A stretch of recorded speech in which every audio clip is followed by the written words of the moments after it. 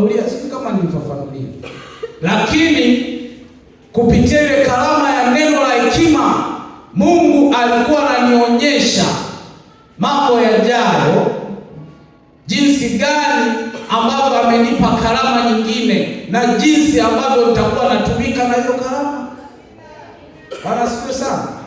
Mungu akanionyesha, akanipa taarifa ya mambo yajayo kupitia karama ya nini? Neno la hekima. Nikaona mbele kinachokuja, kwamba Mungu ameniongezea karama nyingine. Sikutajii.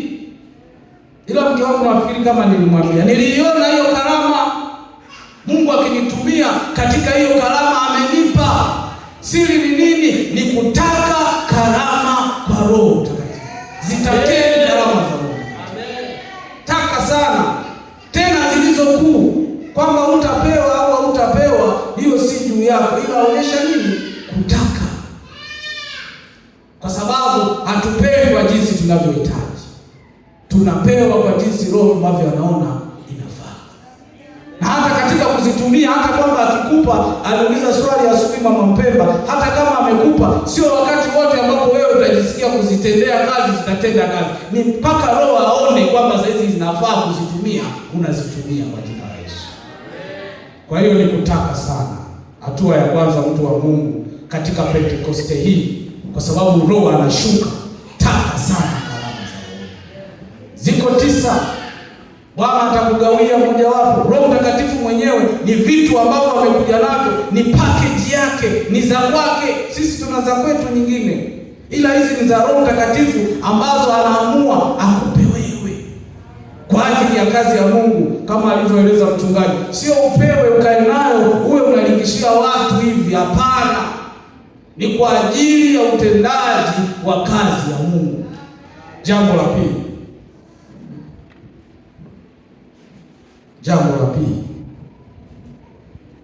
kwa kuwekewa mikono na watumishi. Unaweza ukapata karama kwa kuwekewa mikono. Timotheo wa kwanza sura ya 4 mstari wa 14. Timotheo sura ya kwanza, Timotheo wa kwanza sura ya 4 mstari wa 14. Mstari wa 14. Timotheo wa kwanza sura ya 4 mstari wa 14. Usiache kuitumia karama ile iliyomo ndani yako, uliopewa kwa unabii na kwa kuwekewa mikono ya wazee. Uliopewa kwa unabii na kwa kuwekewa nini? Mikono ya wazee. Kwa hiyo kumbe karama unaweza ukaipata kwa kuwekewa mikono na wazee. Maana yake watumishi wa Mungu wanakuwekea mikono upate karama fulani, au kwa unabii unaambiwa na nabii au unatoka unabii kwamba utakuwa na karama fulani. Maana utakuwa na uwezo wa kiutendaji wa hali ya juu katika eneo fulani, unatoka unabii. Alafu unawekewa mikono na wazee, unapokea karama. Hata leo Bwana anaweza kukupa karama kupitia watumishi walioko mbele yako. Wazee ni watumishi wa Mungu waliosimama mbele yako. Ni mchungaji, ni watumishi wengine. Unatamani hata karama fulani, waambie, utawekewa mikono nao utapokea. Unatamani uwe na karama ya neno la maarifa, uweze kujua mambo yaliyotokea zamani na sasa hivi. Ukiwekewa mikono, Mungu anaweza akakujalia kupitia Roho Mtakatifu kuwa na karama hii, na ukaanza kupata taarifa zako kupitia wewe mwenyewe, na Roho Mtakatifu anakufunulia, unaelewa. Au neno la hekima, unaelezwa mambo yaliyoko mbeleni. Hauhitaji saa nyingine mtu akwambie. Roho Mtakatifu anakupa uwezo, unaona vitu vya mbele vinavyokuja kwa kuwekewa mikono, lakini kwanza utake sana hiyo karama. Jambo la tatu, kwa kuwa na ushirika na watu wenye karama. Kwa kuwa na ushirika na watu wenye karama.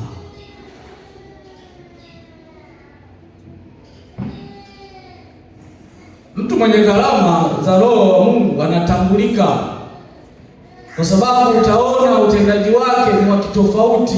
Mungu anamtumia isivyo kawaida. Hata wewe kwa macho yako unaona. Kwa mfano, mtu anafufua watu, matendo ya miujiza, unamtambua kabisa huyu ana kitu cha tofauti. Mtu anashusha moto kutoka mbinguni. Mtu anashusha moto kutoka mbinguni, anaomba mpaka moto unashuka, unateketeza, unalamba kuni na maji mpaka mawe na sadaka zote. Ni uwezo usio wa kawaida. Lakini mtu anakuwa na nguvu za ajabu za kutembea juu ya maji. Sasa unaweza ukapokea karama kwa kuwa na ushirika na watu wenye karama.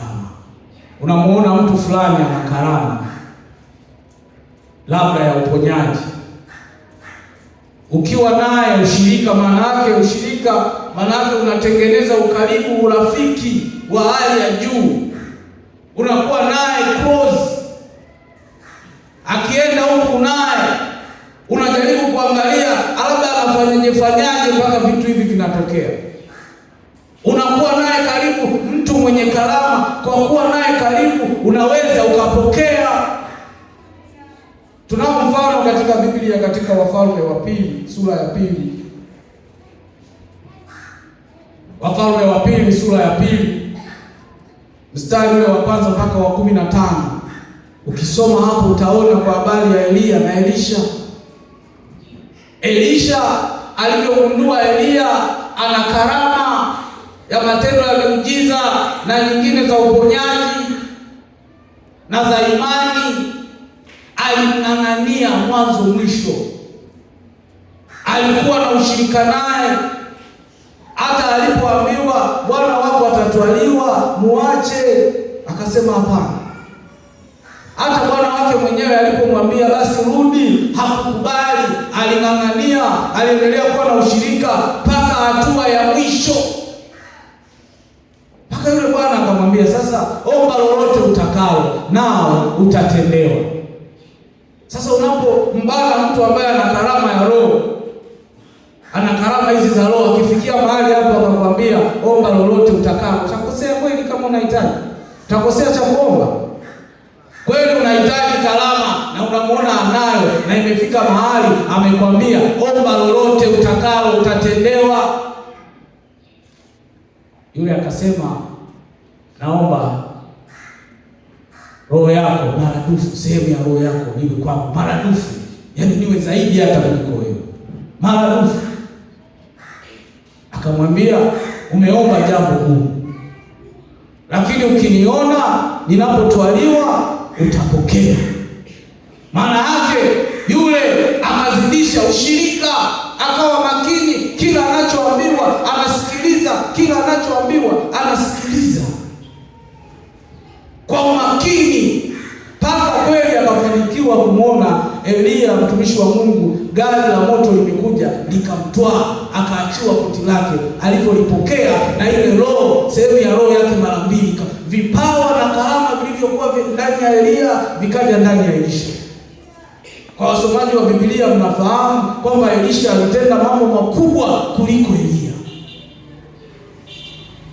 Elia alifufua mtoto wa yule mjane wa Sarepta, alimfufua.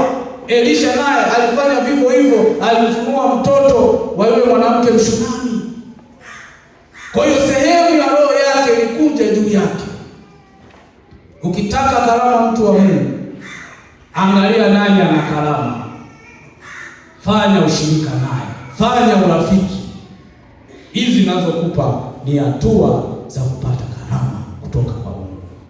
Roho Mtakatifu hawezi akakulazimisha kwamba chukua hii na hii. Lazima uonyeshe kuzitaka kwa kuambatana na mtu ambaye amekwisha kujaliwa. Ndio maana wako watu wanasimama mbele yetu. Jambo lingine tuangalie mambo muhimu yanayomhusu watu wenye karama.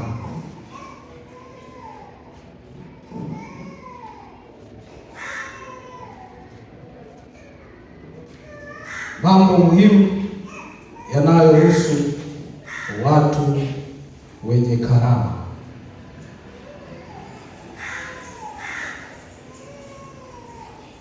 Sasa imetokea kweli umefanya haya mambo niliyokuambia, na Roho Mtakatifu ameshuka juu yako, amekugawia karama, nguvu za utendaji wa Mungu zimeanza kuwa dhahiri mbele ya watu, ukitenda mambo, kazi ya Mungu kwa namna isiyo ya kawaida. Mungu amekujalia sasa, umekuwa na karama, aidha umewekewa mikono, ghafla utendaji wa Mungu usio wa kawaida unaanza kudhihirika kwako. Wewe unakuwa ni mtu mwenye karama za Mungu. Mambo haya ni muhimu sana kuyaelewa. Jambo la kwanza,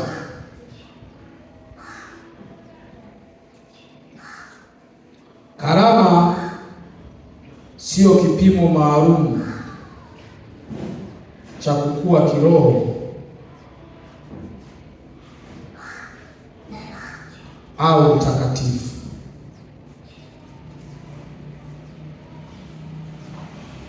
Karama sio kipimo maalum cha kukua kiroho au utakatifu. Hata Mkristo mchanga anaweza kupokea karama. Yaani mtu mwenye karama Mungu anamtumia, sio kwamba yeye kiroho kwamba ndio mkubwa, amekuwa sana, sio kwamba yeye ndio mtakatifu sana kuliko wengine. Yaani hata mtu aliyeokoka leo akitaka karama kutoka kwa Mungu, Roho Mtakatifu anaweza akamgawia na akatumika na karama za Roho Mtakatifu. Kwa hiyo usije ukawa Mungu akakujalia ukapata karama ukajiona wewe ndio kiroho uko vizuri kuliko wengine, au ni mtakatifu umewashinda wote. Hapana, sio sahihi. Tuangalie Wakorintho wa kwanza sura ya 4 mstari wa sura ya kwanza mstari wa 4 mpaka wa 7. Korintho wa kwanza sura ya kwanza mstari wa 4 mpaka wa 7. Wakorintho wa kwanza.